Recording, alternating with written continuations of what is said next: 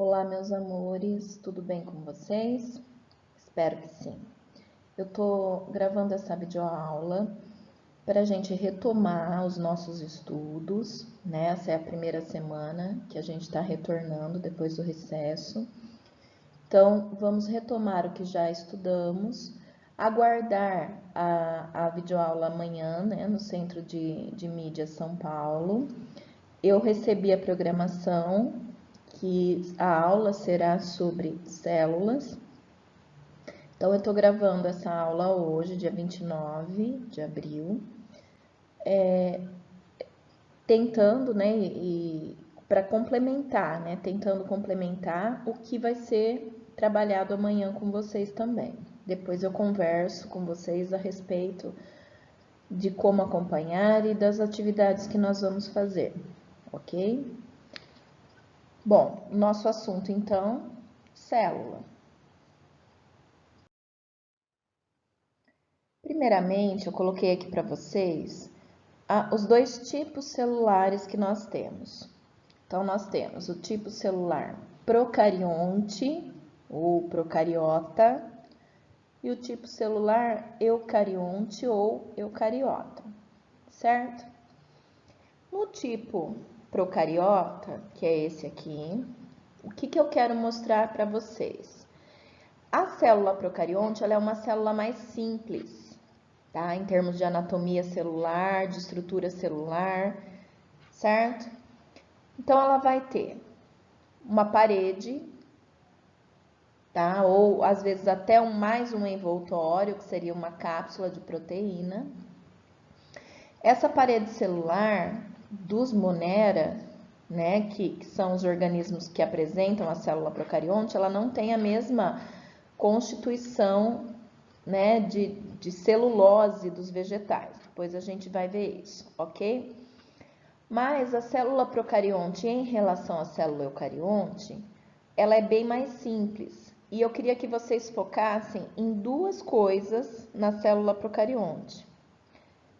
A primeira coisa é a questão das organelas celulares, que a gente já estudou também e vamos retomar nessa videoaula.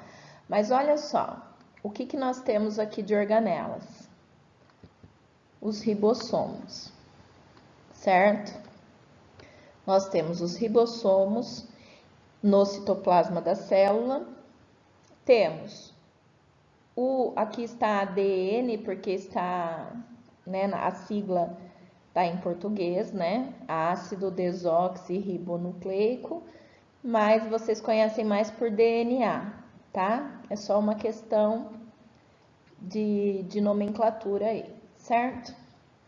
Olha o DNA dessa célula onde ele está, né? Ele está no citoplasma, ele não está guardadinho, não está envolto por membrana nenhuma como nessa, tá? Aqui vocês podem ver que tem uma membrana em volta do material genético, formando o núcleo, tá? Então, a primeira diferença, a célula procarionte não tem o núcleo envolvendo o DNA, a célula eucarionte tem. Tem o núcleo, tem a membrana, né, que envolve esse núcleo, separando, então, o material genético que tá aqui, ó, tá vendo? Tá mostrando como cromossomos, né, pedaços do DNA, nucleolo, né, que aparece em determinadas fases, depois a gente vai ver isso. Então, a primeira diferença é a questão de não existir núcleo na célula procarionte. Outra característica é que a célula procarionte, então, só tem ribossomo, tá? Olha a eucarionte, quantas estruturas tem, né? Eu coloquei só algumas aqui também. Tem os centríolos, que vão se formar na hora da divisão celular, tá? Vai ter o complexo de Golgi, vai ter retículo endoplasmático, vai ter mitocôndria, vai ter cloroplasto, se fosse uma célula vegetal, certo? Então, a célula eucarionte, ela tem todas as organelas, tá? E algumas dessas organelas são revestidas por membrana. Como na procarionte não tem membrana nem para revestir o material genético, Então, ela não tem membrana em nenhuma estrutura celular. Ok? Então, as duas principais diferenças. Não tem membrana revestindo o núcleo, nem organelas membranosas. Ela tem a membrana plasmática, certo? Mas ela não tem organela nenhuma revestida por membrana, tá? Nem o núcleo, nem o material genético é revestido por membrana. Ele fica aqui novelado no citoplasma, tá certo? Então, não tem núcleo e não tem organelas revestidas por membrana, ok? E a eucarionte, né, o eucariota tem núcleo e tem organelas revestidas por membrana. Tudo bem? Aqui eu coloquei uma comparação mais visual, né? Não precisa ler todas essas letrinhas miúdas, tá? Só para vocês verem a anatomia dos 3 tipos celulares que nós vamos estudar, tá? Então, aqui da bactéria, que é uma célula procarionte. Então, a gente percebe, ó, o DNA enovelado, né, esparramado aqui no citoplasma, e os ribossomos, isso é característica de célula de bactéria, tá? Já na célula animal, a gente percebe várias, né, organelas, tá? E na vegetal também, várias estruturas, revestimento por membrana, né? Percebe-se aqui também a parede celular, que nós vamos ver em maiores detalhes sozinho, ok? Então, esses são, né, os 2 tipos, célula procarionte e eucarionte, e aqui os 3 tipos celulares que a gente encontra.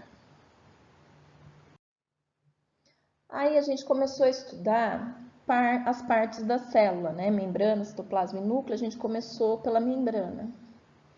E nós aprendemos a composição química da membrana plasmática, tá? Das membranas celulares, né, que tem a mesma composição química da membrana plasmática.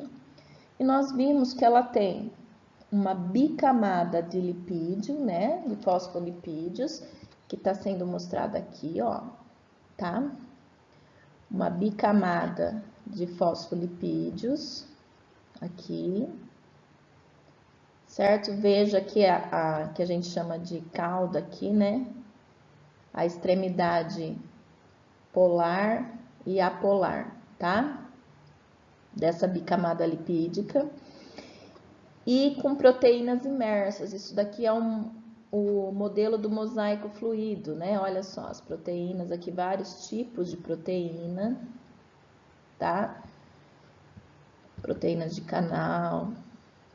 Tudo isso daqui é muito importante quando a gente for estudar os transportes, né? O que passa.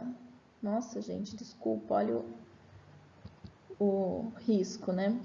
O que passa do fluido extracelular. O que é extracelular? Tá fora da célula, tá? Ele tá fora da célula. E aqui, ó, o citoplasma da célula. Essa daqui é a membrana que está revestindo a célula, certo? Então, por que é importante a composição química? Por causa dos transportes, tá? Nós vamos ver que existem substâncias solúveis em lipídios, que atravessam a membrana, tem substâncias solúveis em proteínas, que atravessam a membrana, tá? Então, nós vamos ver o quanto essa composição química, né? Esse modelo aqui do mosaico fluido, do arranjo molecular, né, das substâncias que compõem a membrana, o quanto eles interferem na comunicação entre o meio extracelular e o meio intracelular, o que tem fora da célula e o que tem dentro da célula, certo? Então, por causa dessa composição química, né, por causa dos seus elementos, né, e dos transportes que acontecem, a gente diz que a membrana tem a propriedade de permeabilidade seletiva, ou seja, ela deixa passar, né, ela escolhe o que vai entrar e o que vai sair da célula por conta da composição química dela, ok? Só retomando os transportes, não vou detalhar cada um, porque a gente já aprendeu, vocês já pesquisaram, né? nós temos o transporte passivo, o transporte ativo. No passivo, a célula não gasta energia para que aconteça. Por quê? Porque sempre o transporte ativo, ele vai a favor, né? Ele é a favor de um gradiente de concentração, ou seja, vou igualar a quantidade da substância do mesmo tanto dentro como fora. No caso aqui, quando a gente está falando em osmose, tá? Na osmose, o que vai passar pela membrana da célula é o solvente, água, tá? A favor de um gradiente de concentração. Então, a mesma quantidade de água que eu tenho fora da membrana, eu vou ter dentro, fora da célula, né? Eu vou ter dentro da célula. E a água vai ficar passando de um lado para outro da membrana até que iguale essas concentrações. Já a difusão, outro transporte também, outro tipo de transporte passivo, a difusão, ela é a passagem de soluto. O que é soluto? Íons, moléculas, tá? Porém, é um transporte passivo. Então, é a favor de igualar as concentrações, tá? A favor de um gradiente de concentração, certo? Aqui na difusão também, vocês pesquisaram, né? Tem a difusão simples, que é quando os íons passam, eles conseguem passar entre os fosfolipídios da membrana, né? Porque são moléculas muito pequenas.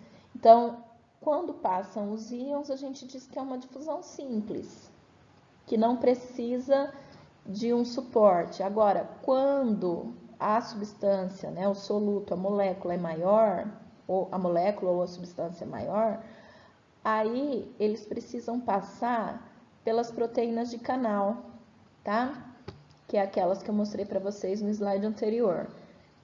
Aí também não tem gasto energético e é a difusão facilitada, ok? Não tem gasto energético porque a proteína não precisa girar na membrana, ela só, a molécula ou a substância atravessa por ela, ok? Só que também nós temos o transporte ativo, por que ele chama ativo? Porque ele gasta energia, tá? Diferente do passivo. O transporte ativo, o exemplo mais comum é o da bomba de sódio e potássio, que eu falei para vocês da questão do impulso nervoso, né? A diferença de potencial que tem que causar na membrana, certo? O que acontece aqui?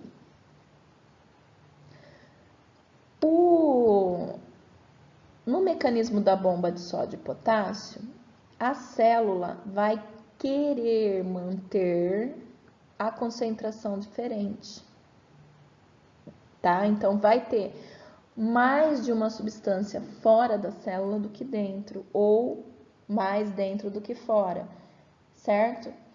Então, aqui no caso, como é a bomba de sódio e potássio, então a gente tende a ter mais sódio fora da célula do que dentro e mais potássio dentro da célula do que fora, para gerar um potencial elétrico de membrana, tá? Esses íons acabam gerando um potencial elétrico. Então, para manter isso, né, para manter bastante sódio fora e pouquinho dentro, e ter bastante potássio dentro e pouquinho fora, a célula precisa gastar energia, né? A proteína precisa virar, pegar o potássio que está querendo sair, que está passando por ela, ela gira na membrana e devolve ele para dentro. E o sódio é a mesma coisa, que está querendo entrar, ela gira e joga ele para fora de novo, tá? Então, esse é o mecanismo da bomba de sódio e potássio que vocês pesquisaram já, né? E já viram os esquemas. Não vou entrar em detalhes, tá bom? Bom, aí nós vamos para o citoplasma da célula. No citoplasma da célula, nós temos várias organelas celulares, né? Que são as estruturas que executam determinadas funções dentro da célula, assim como nós temos no nosso corpo os órgãos responsáveis por fazer respiração, por fazer digestão, tá? Nós temos na célula também as estruturas que vão se encarregar de mantê-las vivas, tá? De fazer as funções que cabem a elas e algumas vezes até para que elas secretem algumas coisas que é importante para manter os organismos vivos, tá? Então aqui tem algumas, né, organelas que se eu colocasse todas ia ficar bem congestionado o slide, então eu coloquei por partes, tá? Enfim, nessa célula aqui, além de organelas, está sendo mostrada outras estruturas, né? O núcleo não é uma organela, é uma parte, né, da célula eucarionte, que é onde fica o material genético, que aqui está, né, como cromossomos, que é o DNA da célula, tá? Em partes, tá? Em cada conjunto de genes, né, nós temos cromossomos específicos. Isso a gente vai ver melhor na hora que for estudar mitose e meiose, ok? A gente vai estudar a fundo o núcleo. Agora nós estamos interessados no citoplasma. Então aqui aparecem essas 4 organelas. A primeira delas, que nós vamos até ver depois em detalhes, sozinha, é a mitocôndria. A mitocôndria, gente, é uma organela que ela é responsável pela respiração celular. E a respiração celular é que gera energia para a célula executar a função dela, né? E até mesmo para as outras organelas da célula poderem funcionar, tá?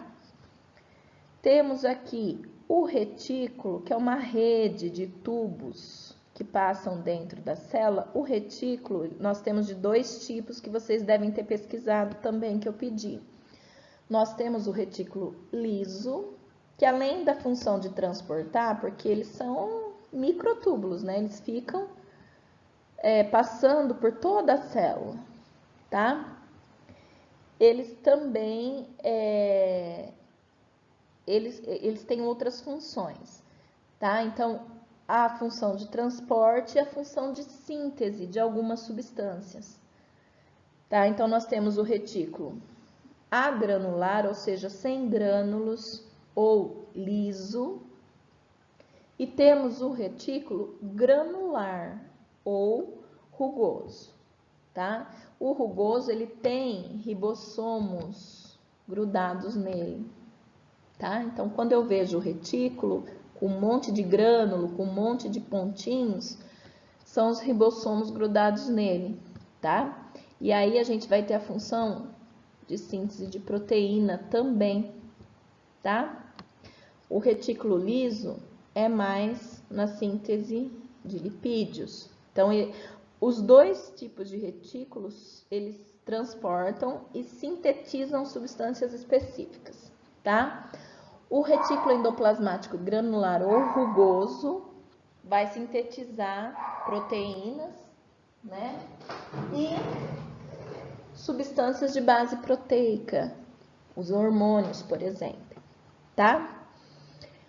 Aí, no final, né, de uma das redes de tubo, eles vão se dobrando e formando a aparência é de vários sacos empilhados, né? Que é o aparelho de Golgi. Recebe esse nome porque foi visto, né, por um cientista de sobrenome Golgi. E ele é para onde vai, né? Aqui está o endereçamento de várias substâncias. É para onde as substâncias vão para serem, entre aspas, armazenadas e secretadas. O que é secretar? Ou empacota, envelopa, né? Passa uma membrana de proteína. Então, secreta dentro da célula ou, às vezes, secreta esse pacote que foi formado aí no complexo de Golgi para fora da célula. Por exemplo, a insulina produzida nas células do pâncreas, tá? Elas precisam chegar para todas as outras células, então ela precisa ir pelo sangue. Então fica armazenado no complexo de Golgi. O complexo de Golgi passa aí uma membrana de proteína nela e manda para a corrente sanguínea, tá? Excreta para fora da célula, ok? Então aqui tem algumas organelas. Aí aparece de novo aqui, ó, o rugoso ou hair, né, que é retículo endoplasmático rugoso. O retículo endoplasmático liso ou HEL, tá? Os lisossomos, que a gente não falou lá, não apareceram, né? Os lisossomos são bolsinhas, né? São organelas que dentro possuem enzimas digestivas, tá? Então, de repente, a célula englobou uma substância. Vamos pensar no nosso glóbulo branco, no macrófago, né? Ele esticou a membrana, englobou a bactéria que estava invadindo o nosso corpo, colocou dentro da célula. Essa vesícula que se formou com a bactéria dentro da célula, ela vai se juntar ao lisossomo, aí o lisossomo vai despejar, né? E abre, porque a membrana da vesícula e a membrana do lisossomo é lipoproteica igual. Então, elas se fundem e a enzima digestiva é liberada dentro desse vacúolo, a gente chama de vacúolo digestivo ou fagossomo, porque veio por fagocitose. Se fosse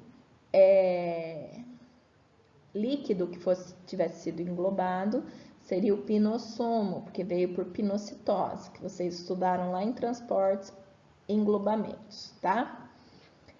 E aí essas enzimas digestivas digerem a bactéria que estava causando doença na gente. Se fosse um glóbulo branco essa célula, tá? Tô dando um exemplo. Outra coisa que pode acontecer, gente, quando a célula tá velha, né? Existe um ciclo celular, nós vamos aprender depois. Quando a célula fica velha, o lisossomo recebe uma ordem, né, do núcleo e ele estoura dentro da célula. Aí ele derrama as enzimas digestivas e a célula é digerida, certo? Isso se chama autólise, tá? Autolise é o suicídio da célula, ok? O lisossomo é muito importante, tá? Principalmente nós vamos ver uma quantidade bem maior nas células animais do que nas vegetais, ok? Na questão da digestão da cauda do girino, quando ele está se transformando em sapo, né, adulto, certo? Aqui uma célula vegetal que tem praticamente as mesmas estruturas, com a diferença de qual organela? Cloroplasto, porque a célula vegetal faz fotossíntese. E para fazer fotossíntese precisa de clorofila. E a clorofila fica guardada, né, nessa estrutura, nessa organela que é o cloroplasto. Existem outros plastos? Existem. O leucoplasto. Aqui não tá, mas tem o xantoplasto. Então, depende da substância que está sendo guardada, essas vesículas, né, essas estruturas vão receber outros nomes, ok? Vejam, então, que tem todas as outras estruturas, tá? Não está sendo mostrado aqui o lisossomo, porque as células que tem são muito pouquinhos, tá? Lisossomo. Outra estrutura que tem na célula vegetal, aí não é organela, tá? É a parede celular, ó, que vocês estão vendo aqui. Deixa eu até fazer de outra cor, porque ela não é uma organela celular, mas ela é uma diferença entre célula vegetal e célula animal, tá? Ó. Então, tá aqui a parede celular, tá? Essa parede celular é onde vai ser depositado, né, a celulose. E depois, ela vai formar uma estrutura mais rígida, uma estrutura de sustentação aqui, em volta da membrana plasmática, tá? Principalmente em plantas que têm o crescimento secundário, que formam árvores, né? Que tem a casca, o caule bem grosso, tá? Ela vai ter uma importância muito grande. Isso a gente aprende lá no terceiro, depois as diferenças dessa parede celular para as plantas que possuem esse crescimento secundário, ok? Mas a parede celular, então, é outra diferença em relação à célula animal, certo? Aí tem também o que vem atrelado a essa parede, né? Ó, se é uma estrutura que confere rigidez, ela pode blindar a célula, né? Aí não teria comunicação com o meio externo. E isso não é muito bom para a célula. Então, existem os plasmodesmos, que são pontos onde existe uma passagem, tá?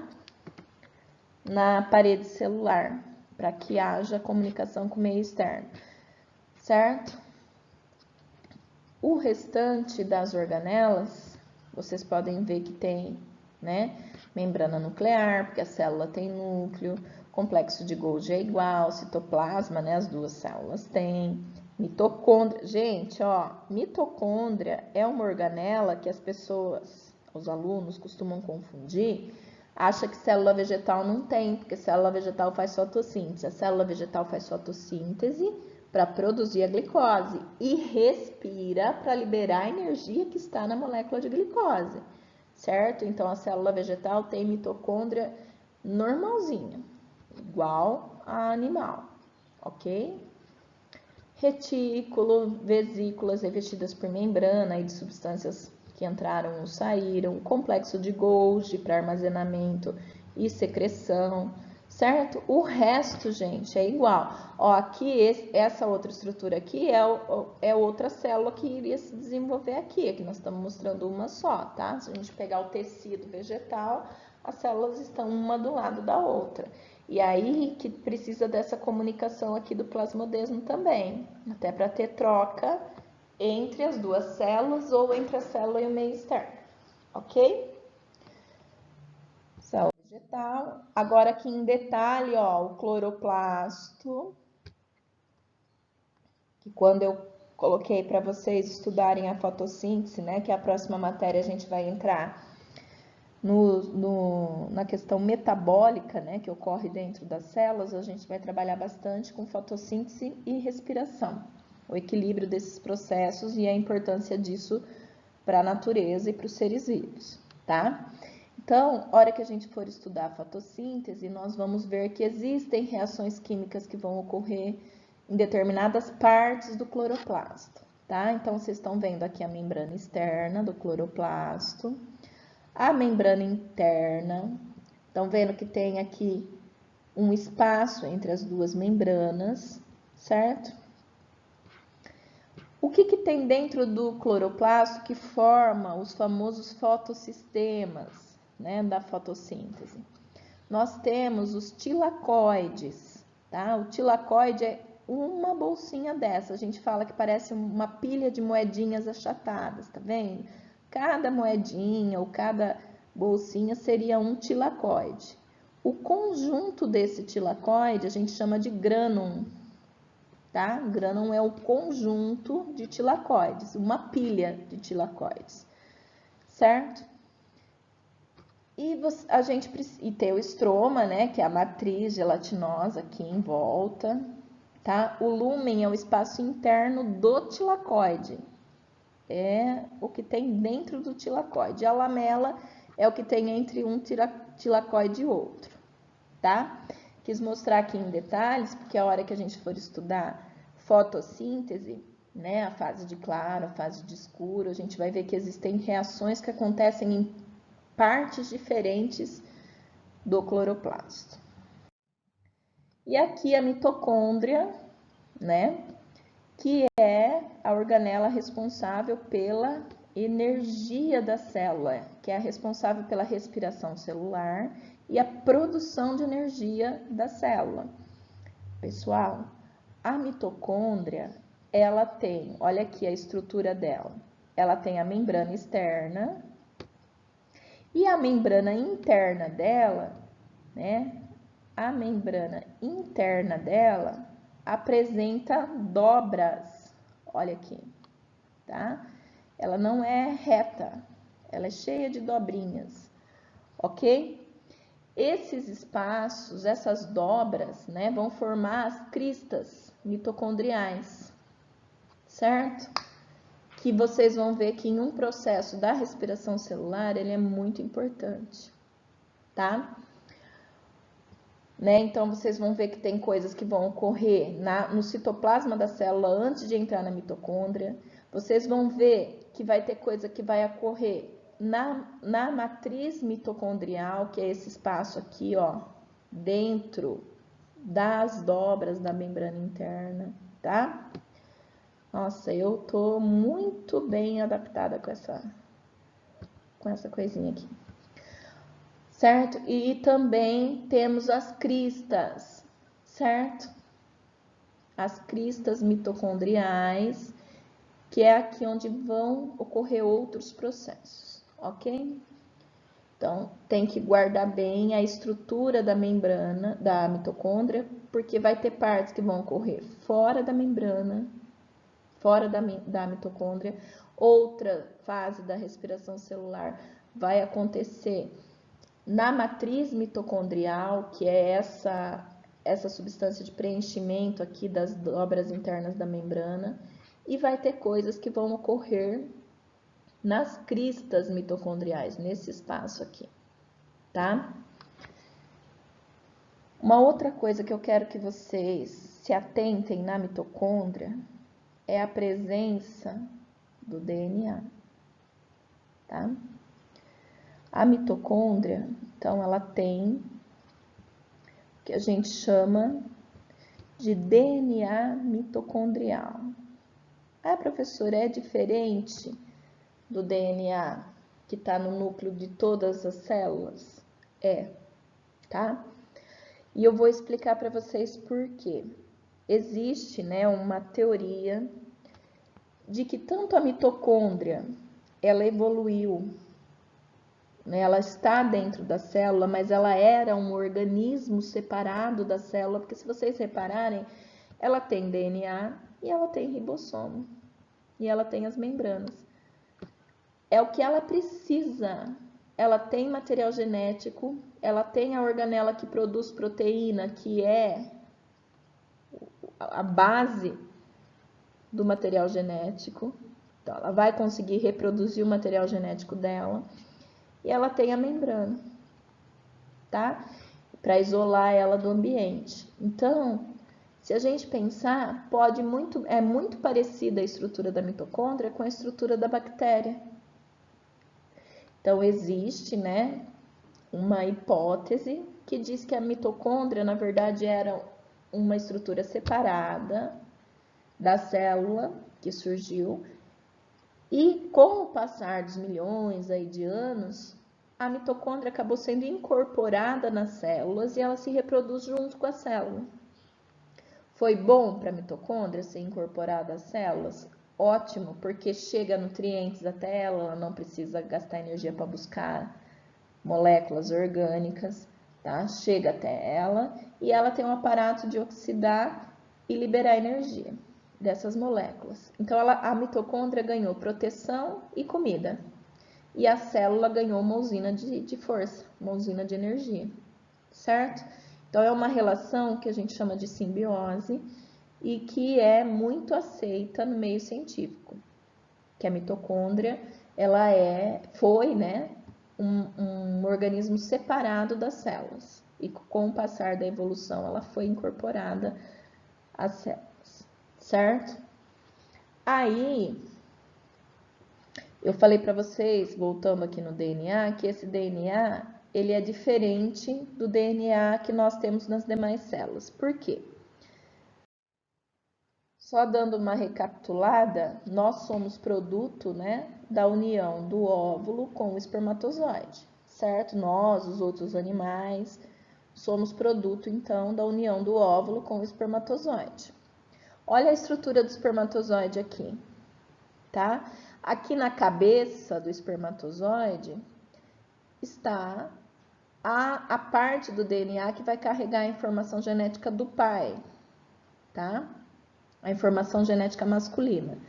Os centríolos estão aqui.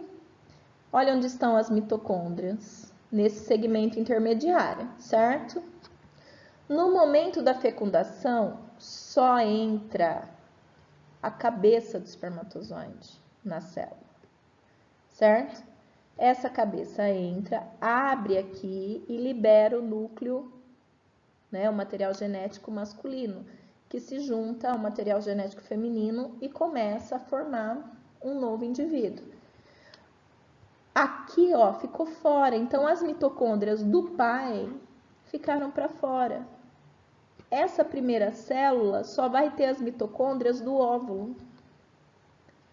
E não é na mitocôndria que tem DNA também? De quem tem o óvulo? A mulher, tá? Então, o DNA da mitocôndria, por favor, não confundam. O DNA da mitocôndria, ele é exclusivamente da mãe, tá? Ou falando nos outros animais, da fêmea, que deu origem ao organismo. Agora, o restante do DNA do corpo, ele é produto da combinação genética do DNA da mãe com o DNA do pai. Ok? Olha aí, nós temos DNA mitocondrial só da nossa mãe. Tudo bem, pessoal? Eu espero ter ajudado vocês, tá? E a gente vai se falando pelo WhatsApp. Vocês podem me mandar perguntas, tá? Fiquem com Deus e até a próxima videoaula.